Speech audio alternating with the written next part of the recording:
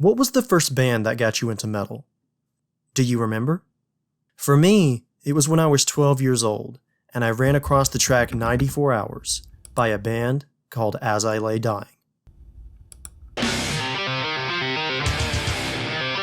At first, the music was so chaotic and noisy to me that it was almost comical, but I kept coming back to it. The speed, energy, and aggression was alluring, and made me return to it over and over. That was when I discovered that I really liked metal music, and the rest is history. While I got into many bands afterwards, As I Lay Dying stayed at the top of my favorites list throughout the years.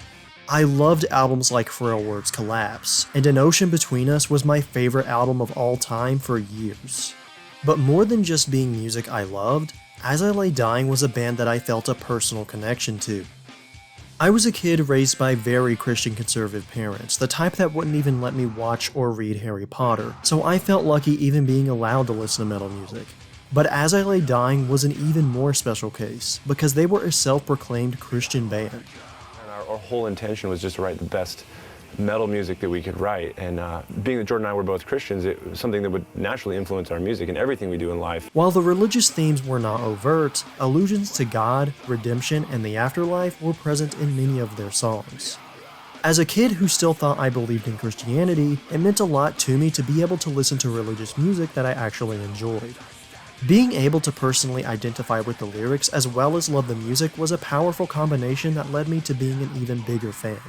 And I was not alone in my adoration for the band. Around the time I got into them, As I Lay Dying was at the height of their commercial popularity.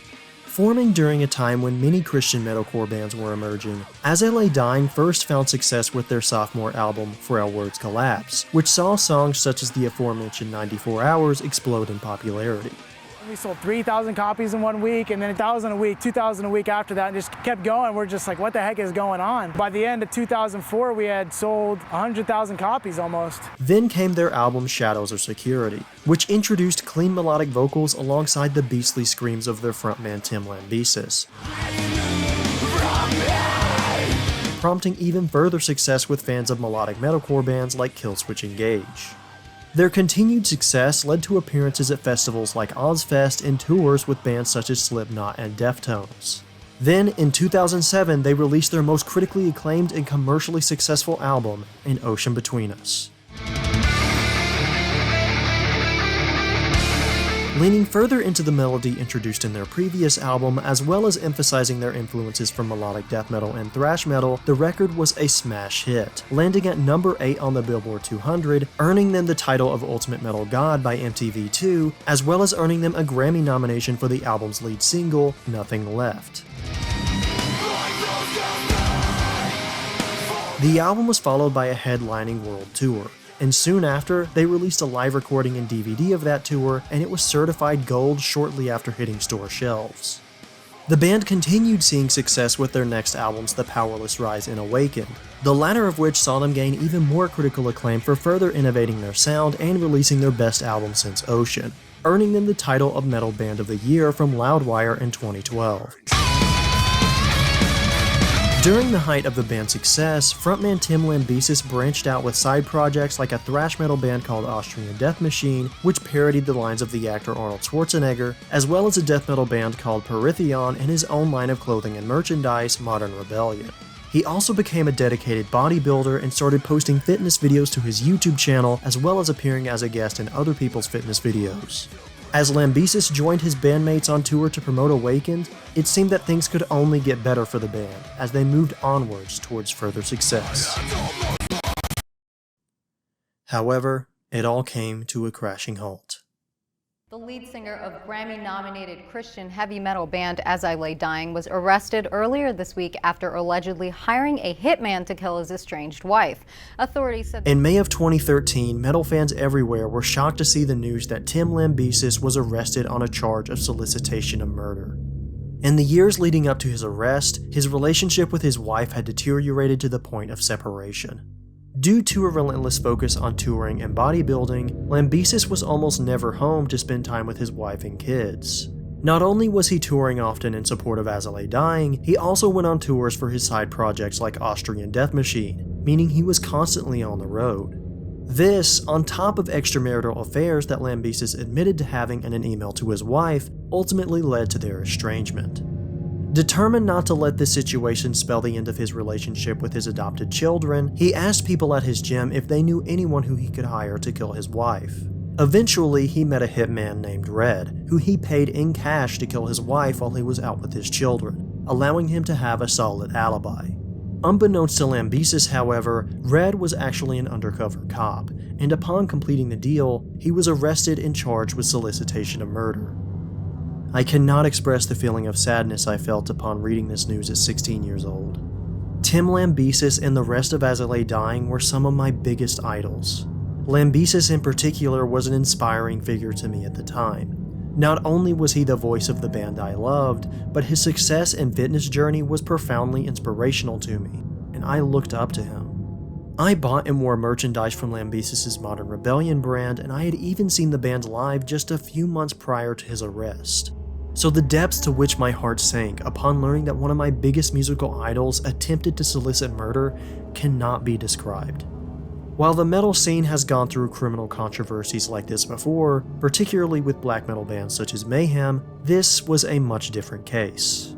If you listened to black metal in the early 90s, learning that some of them were murderers didn't exactly come as a shocking revelation, as the image they projected was that of evil, merciless people dedicated to violence, brutality, and the occult.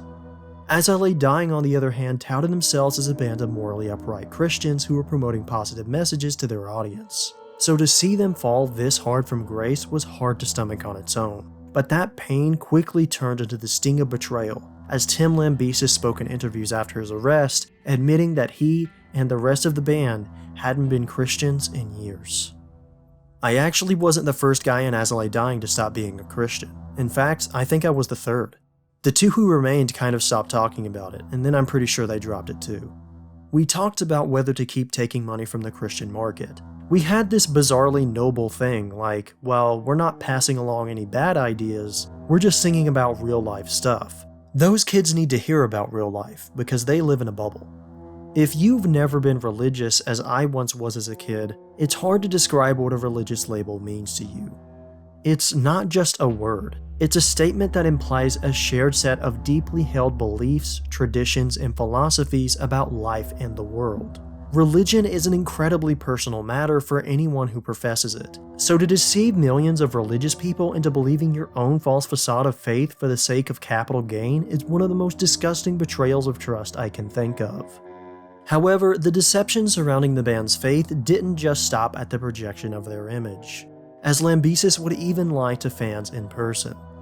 When kids would want to pray with us after shows, I'd be like, go ahead and pray. I would just let them pray. I'd say, amen. When they would specifically ask me to pray for something, I'd say, I don't really like to pray out loud, but I'll take that with me to the bus. It's at this point words truly fail to describe how I felt reading these words as a religious 16-year-old. Not only was the lead singer of one of my favorite bands now a criminal, but both he and the rest of the band were liars, deceiving millions of fans like myself into believing they were Christian so they could take advantage of our trust and our money.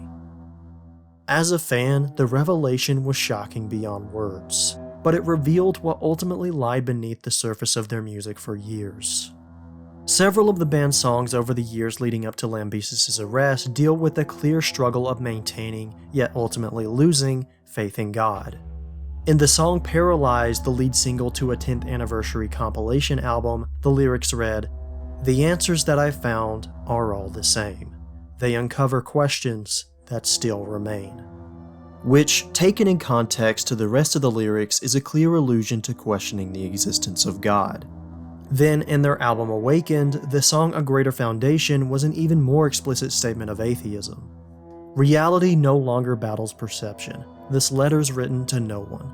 Sincere, I sought your truth and divine purpose. Through myths of revelation, guidance all wrapped up in a paper box, supported only so long as my mind was the enemy. I could not, in conscience, hold on. The powerful constant that I had once leaned on is no longer there. You call this shameful disbelief, a process like losing my closest friend. I wish there was another way, but no amount of devotion can fix this.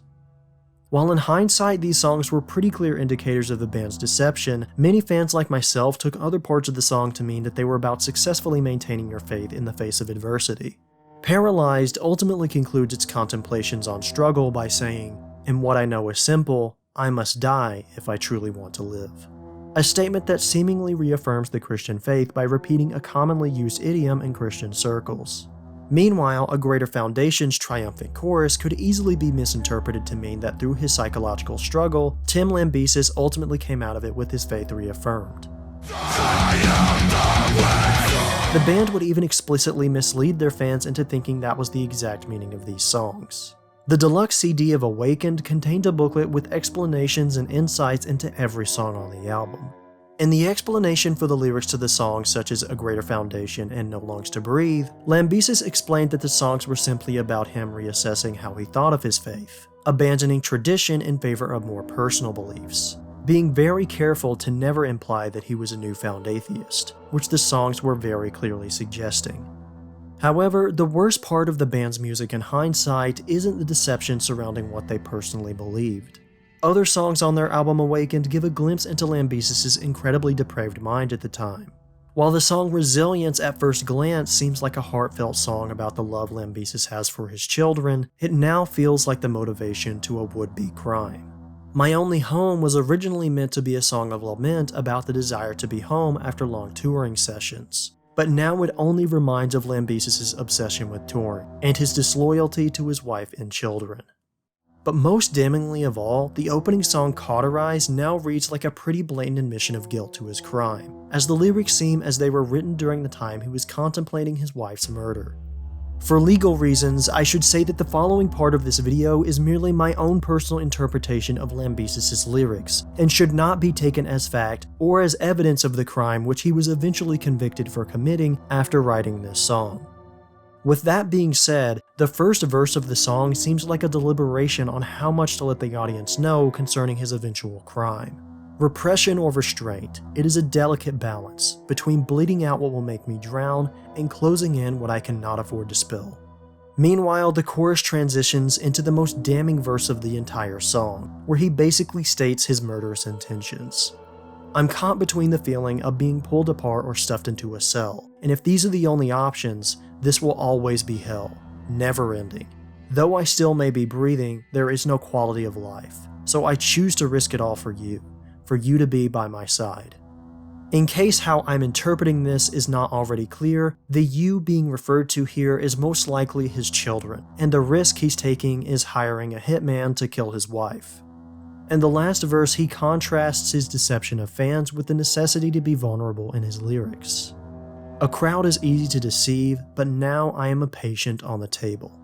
While all of this may have been ludicrous to interpret from the song at the time of release, now that everything about his marriage, the band, and his solicitation of murder had come to light, it's not hard to make connections from those events to many of the lyrics in this song. For years after the announcement of his arrest and the subsequent revelations, I largely stopped listening to As I Lay Dying. At the time, it just hurt too much to listen to their music. And while I've since been able to come back and enjoy their older albums, the lyrics to the songs in Awakened still make it an incredibly difficult album to listen to. Despite it musically being one of their best achievements, featuring some of guitarist Nick Hippa's best work, it's ultimately hard to get through as a whole since most of the lyrics are in some way connected to the murderous intentions of Lambesis or the deception of the band's fans. The revelations that came from Tim Lambesis' interview seem to have a chilling effect on the metalcore scene as a whole, especially Christian metalcore. Other bands that labeled themselves as Christian, like The Chariot and Under Oath, were already breaking up around this time, and the ones that didn't, such as August Burns Red and The Devil Wears Prada, quietly dropped the Christian label from their image.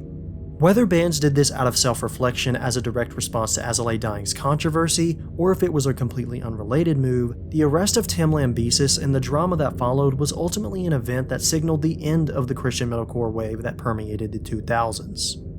In the aftermath of Lambesis' arrest, the third album he made with his thrash metal band struggled to find distribution, and his death metal band as well as his clothing line ceased to exist.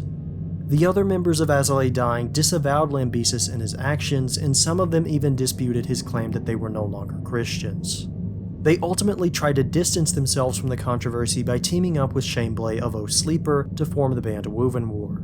However, the shadow of Lambesis followed wherever they went, and former band members like guitarist Nick Hippa were constantly hit with questions regarding the vocalist of their former band.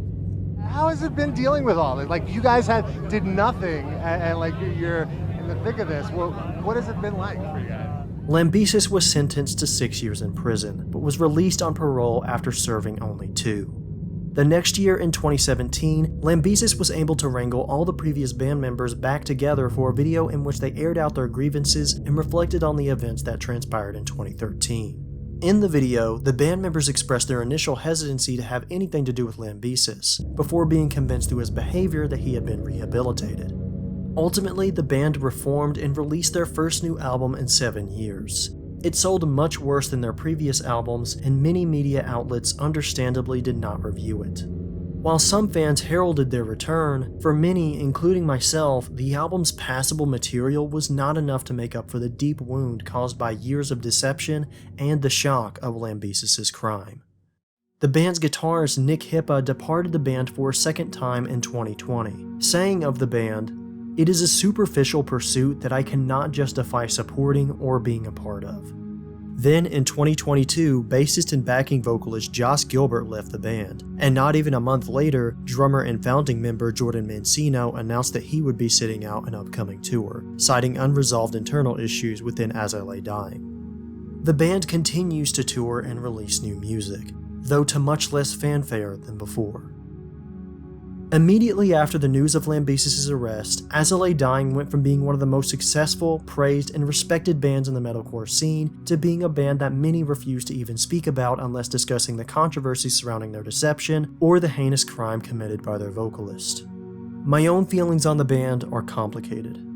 On the one hand, they were one of my top 5 favorite bands of all time as a teenager, and made some of my favorite music that I still enjoy to this day and have strong nostalgic attachment to. On the other hand, they falsely claimed to practice a belief system held dearly by millions of people, just so they could reap the monetary benefits of exploiting them, until a violent and tragic climax destroyed their web of lies. While the music they made during the 2000s will always be dear to me, I ultimately side with the many former fans who will never be able to see the band the same way, or remove the band's past of shocking actions from their minds.